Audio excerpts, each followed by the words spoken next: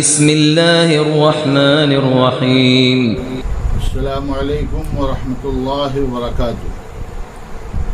الحمد لله رب العالمين والعاقبة للمتقين والصلاة والسلام على خير خلقه محمد وآله وصحبه أجمعين ومن تبعهم بإحسان إلى يوم الدين وبعد.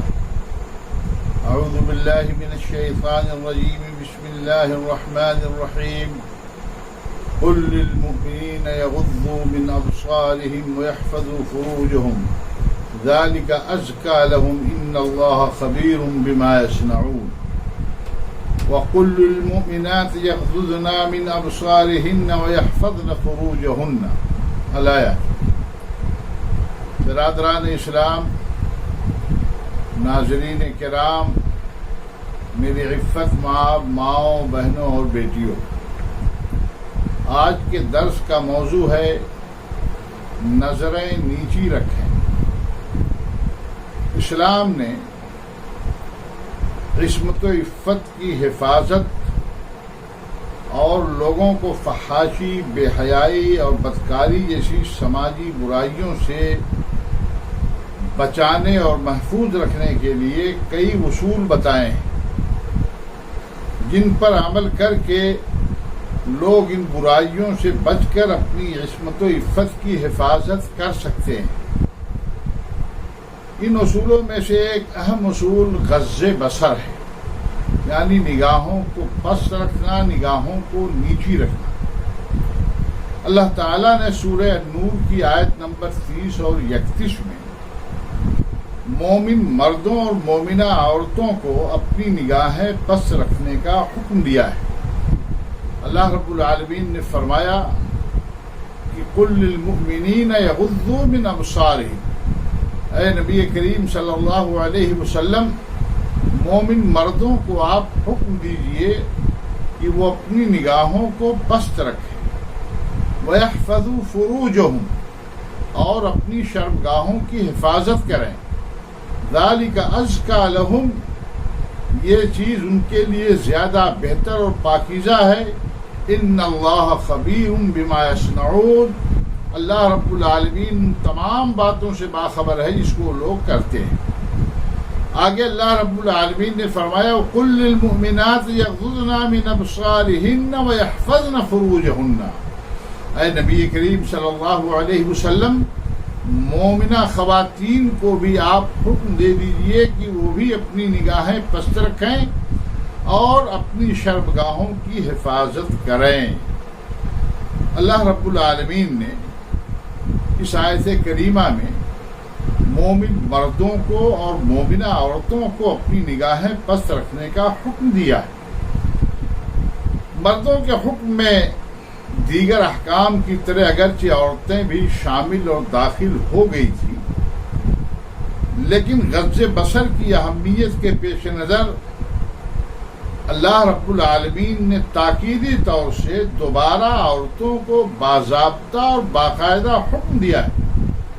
ان آیات میں مردوں اور عورتوں کو اپنی شرمگاہوں کی حفاظت کا بھی حکم دیا گیا ہے، مگر شرمگاہوں کی حفاظت سے پہلے غض بصر یعنی پست نگاہی کا حکم دیا گیا ہے، اس لیے کہ نگاہوں کی بے احتیاطی ہی بالعموم بدکاری اور فحاشی کا سبب ہوتی ہے۔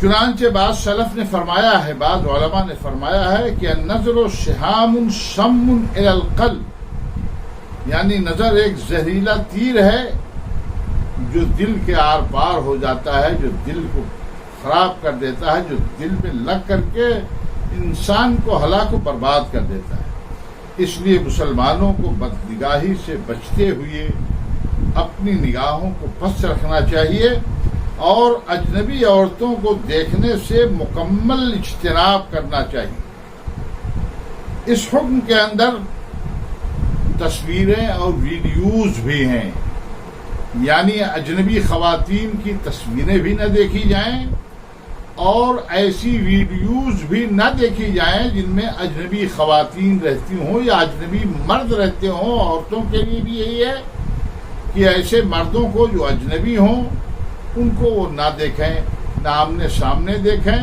اور نہ اسی طریقے سے تصویروں کے اندر دیکھیں، اس کے اندر وہ بھی شامل ہے۔ صحیح مسلم کی ایک روایت ہے، حضرت جریر ابن عبداللہ البجلی رضی اللہ تعالی عنہ بیان کرتے ہیں کہ سألت النبی صلی اللہ علیہ وسلم عن نذر الفجاء، کہ میں نے اللہ کے نبی صلی اللہ علیہ وسلم سے سوال کیا کہ اگر کسی اجنبی خاتون پر اچانک نظر پڑ جائے، نگاہ پڑ جائے، تو اس کا کیا حکم ہے؟ تو حضرت جریر بن عبداللہ بجلی رضی اللہ تعالی عنہ کا بیان ہے کہ فَأَمَرَنِي أَنْ أَصْرِفَ بَصَرِي، تو اللہ کے رسول صلی اللہ علیہ وسلم نے مجھے حکم دیا کہ میں اپنی نگاہ کو پھیر لوں۔ اجنبی خاتون پر اچانک نظر پڑ گئی ہے، بلا قصد و ارادہ کے پڑ گئی ہے، تو اللہ کے نبی صلی اللہ علیہ وسلم نے فرمایا کہ ایسے موقع پر نگاہوں کو پھیر لیں۔ اس کے بعد ایک اور روایت کے اندر الفاظ ہیں، اللہ کے نبی صلی اللہ علیہ وسلم نے فرمایا اترک بصرک، یعنی تم اپنی نظر کو زمین میں گاڑ دو، خاتون کو، اجنبی خاتون کو دیکھنے کے بجائے اپنی نظر کو زمین میں گاڑ دو۔ اسی طریقے سے حضرت عبداللہ ابن بریدہ رضی اللہ تعالی عنہ سے مروی ہے کہ اللہ کے رسول صلی اللہ علیہ وسلم نے اپنے داماد حضرت علی رضی اللہ تعالی عنہ کو مخاطب کر کے فرمایا، یا علی لا تتبع النظرة النظرة فإن لك الأولى وليس لك الآخرة، اے علی، ایک بار کسی خاتون پر، کسی اجنبی خاتون پر اگر نظر غلطی سے پڑ جائے، بلا قصد و ارادہ کے پڑ جائے، تو دوبارہ قصد و ارادہ کے ساتھ اس خاتون کو نہ دیکھو۔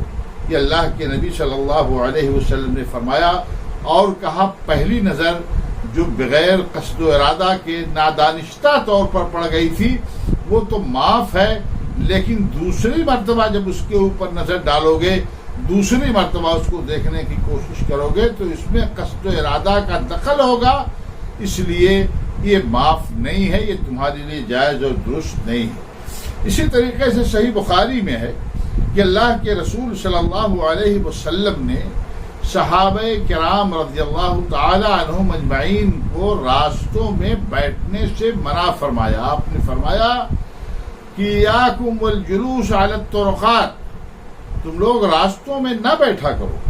صحابہ کرام نے گزارش کی کہ اللہ کے رسول صلی اللہ علیہ وسلم، راستوں میں بیٹھے بغیر ہماری ضرورتیں پوری نہیں ہوں گی، ہمارے کچھ کام ہوتے ہیں، اس کام کے لیے ہم راستوں میں بیٹھتے ہیں۔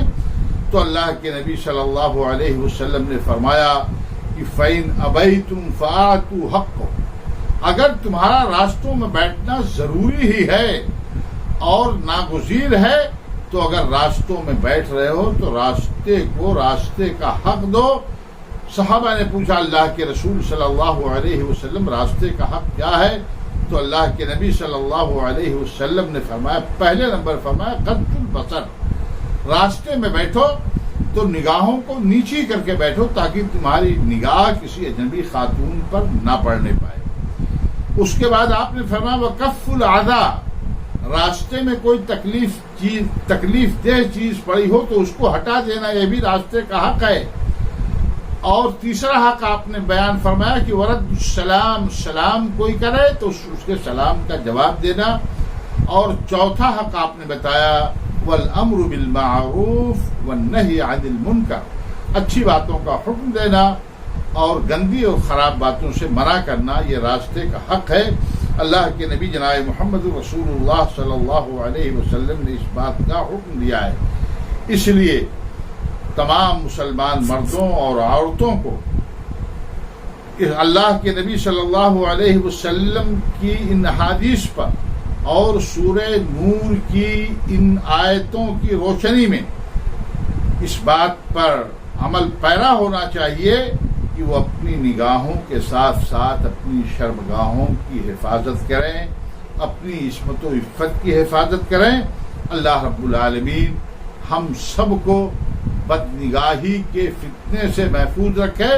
اللہ رب العالمین ہم سب کی عزت، عفت، عصمت اور آبرو کی حفاظت کا ہم کو توفیق دے، اور اللہ رب العالمین ان احکام پر ہم سب کو چلنے کی توفیق عطا فرمائے، آمین۔ وآخر دعوانا ان الحمد للہ رب العالمین، والسلام علیکم ورحمۃ اللہ وبرکاتہ۔